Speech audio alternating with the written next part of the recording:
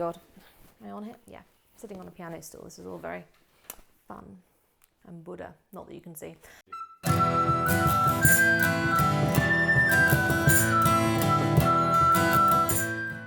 At Troubadour right now, we are in the midst of writing up our legal contracts for the tour upcoming.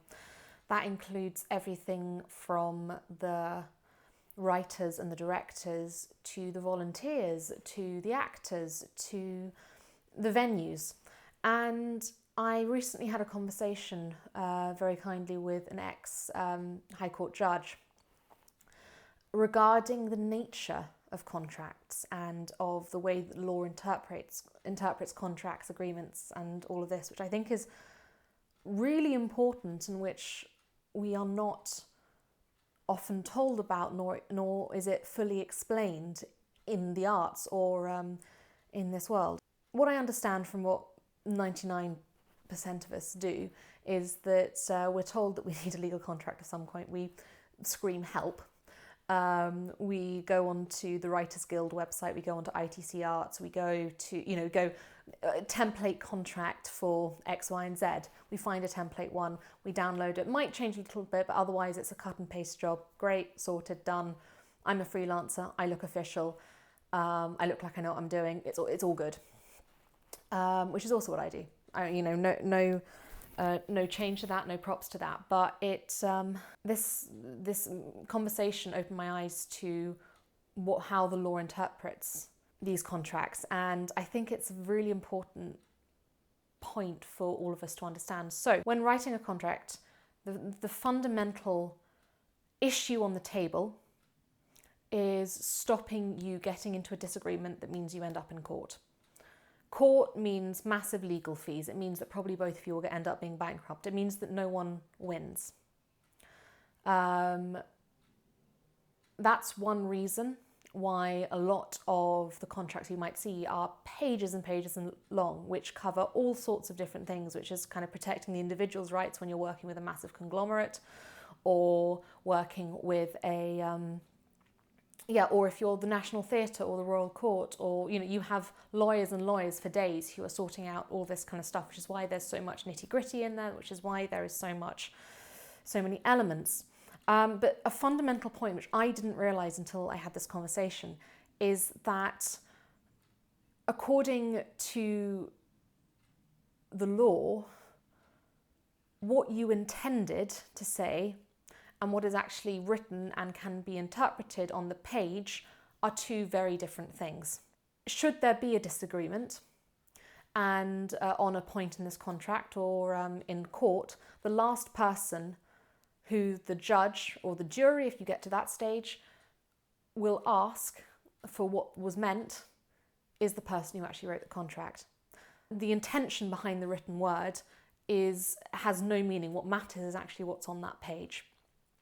So, say that you downloaded this template contract, you think it's great, you think that it entirely suits you, it works for this guy, so you might as well use it. If you don't understand everything in that contract, you have no idea what terms you are asking someone to sign to and what you're asking yourself to sign to.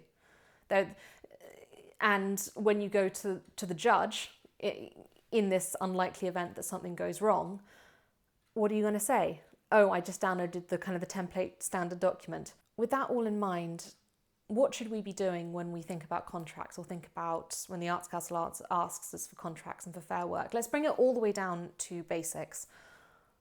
What information do you need to put in writing so that you and the person who you are agreeing to work with are totally on the same page and there is very little chance for misunderstanding, which would end up meaning you go to court? The entire point should be that. There is nothing more to that. And also a contract doesn't have to be that ridiculously official A4 page document or whatever where you all sign and do all this kind of stuff. Contracts in small claims court also mean emails.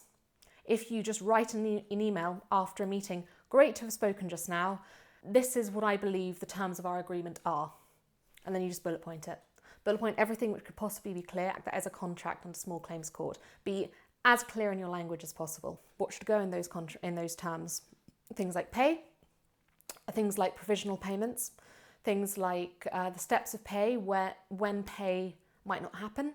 At Troubadour this year, we're doing a tiering policy of payments to protect the financial integrity of the charity, to use legalese. But the idea is that we are telling people, in effect, what we would like to pay them, what we think and hope we will be paying them, but we're also explaining in said contract the circumstances in which we will not be able to pay them that amount of money. Again, making it incredibly clear.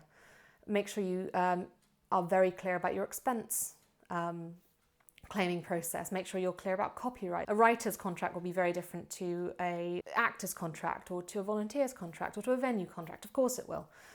So, from all of this, what's my main points? My main point is, please bear in mind that when you take that template contract off the internet, the judge in your court case, your hypothetical court case, will not be interested in you saying you wanted to just do standard procedure. They will follow the letter of that contract to the law. If you do not understand all of the terms in said contract, nor think all of them are totally applicable, but you just think you probably ought to have them, don't put them in. Because that isn't you. This was designed for someone else of a different size, slightly different business, a different legal system. The American and the Scottish legal system even is very different from the English system. So what matters? Make it the most plain speak possible. Make sure that both you and the person you're signing the contract with can understand all of the terms within said contract. No glittery expressions, no sounding too clever by half by putting in all these legalese phrases which you half know what you mean, because you might actually not know what the definition of that is, and suddenly you've screwed your own contract. There's a story of Enoch Powell, who's a rather controversial politician in England, and in Parliament he had a moment when he was opposing a bill which was going through Parliament. He stood up in Parliament and said, everyone in this hall knows that I am opposed to this bill, but I will allow it to go through because they have not stated their intention. I know what they want this bill to say, but the wording of the bill in its current form does not make this law. Therefore, I will let it go through because it will obstruct them in their own way. This is the kind of the form of what I mean by about being plain spoken English. You need to be so overt in what you mean. Put in as many definitions as you would like. After a meeting where we've agreed all the terms, I send an email to the venue saying, just so we are all clear, this is what I believe we've agreed. If I don't hear back from you, I understand that you accept and agree with this. And it's perfect. It means no one else has to worry about it. We've all got it down. And if there's any obstruction, there's a written record of what you've said.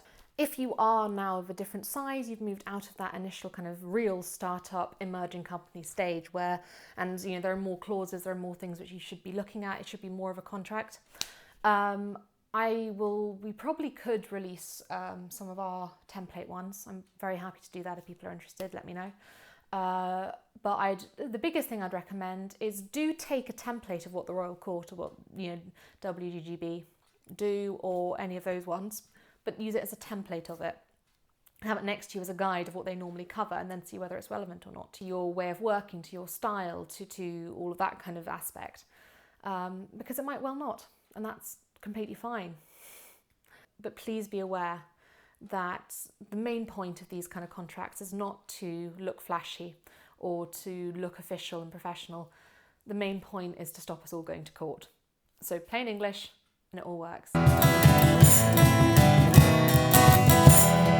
The other aspect, actually, which I'm wondering about, having had this conversation, is the Twitter aspect. That clearly under the law, and it's only very, very recently that printing and everyone's point of view and opinion can be so readily voiced in print, in effect, in electronic print, but that's very, very new.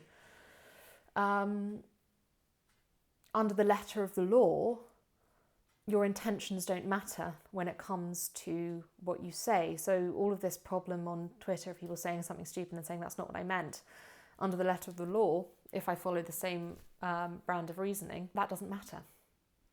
Which is quite scary when there's also been studies saying that people use Twitter in the same way they speak.